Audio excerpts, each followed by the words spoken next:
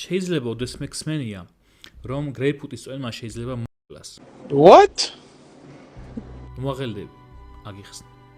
როდესაც რაიმე წამალს ვსვათ, ჩვენი ღვიძლი და ნაწლავები იყენებენ სპეციფიურ ფერმენტებს, რომლებიც შლიან ამ წამალს და ხელს უშლიან ამ წამლის ზედოზირებას, ანუ არასაჭირო დოზებს ორგანიზმიდან გამოდევნიან. გრეიპფრუტის წვენი შეიცავს ნივთიერებას, რომელსაც ჰქვია ფურანოკურამინები.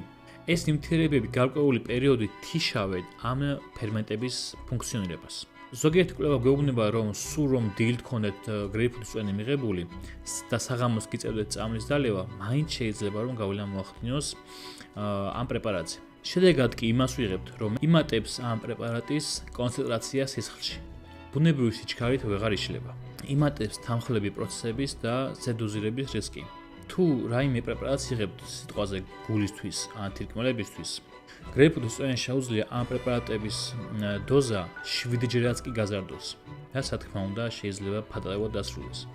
ამას კი ემატება ის ფაქტი, რომ შესაძლოა ეს რეაქცია 24 საათიდან 72 საათამდეც გაგრძელდეს. ანუ გამოდის, რომ ფაქტობრივად თქვენ მიღებული წამლის 10 მაგ დოზას იღებთ ერთდროულად. თუ რაიმე საკვები დაამაცვავთ და ფიტნეს სფეროში ხართ, ალბათ გაგიშებათ კითხვა ახდენს თუ არა საკვები დაამატებას გავლენას. ამ მაკრონუტრიენტების დაშლა არ არის დამოკიდებული ამ კონკრეტულ ფერმენტზე. შესაბამისად, გრეიპფრუტის წვენი მათ ტოქსიკურად ვერ აქცევს. ფიტნესის თემატიკაში სახიფათო გრეიპფრუტის წვენი ხდება პრე-ვორკაუთებთან და ეგრეთ წოდებულ ცხიმის წველებთან. მოთხსენებული ნივთიერებებს, რომელიც გრეიპფრუტის წვენში შედის, შეუძლია რომ გამოიწვიოს სიტყვაზე კოფეინის დოზის გაზრდა და ასევე მისი სისხლში დიდხანს დარჩენა, რამაც შეიძლება გამოიწვიოს ტაკიკარდიაც. ხოლო რაც შეეხება ცხიმის წველებს, ცხიმის წველ პრეპარატებში ხშირად შედის ხოლმე გარკვეული მცენარეული ექსტრაქტები, მაგალითად იოჰიმბინი და ასე შემდეგ.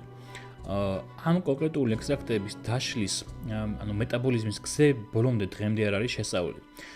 ასე რომ შეიძლება კვეთდეს იმ კონკრეტულ ფერმენტებს, რომლებსაც გრეიპფრუტის წვენი აინჰიბირებს, ანუ ფუნქციას უკარგავს.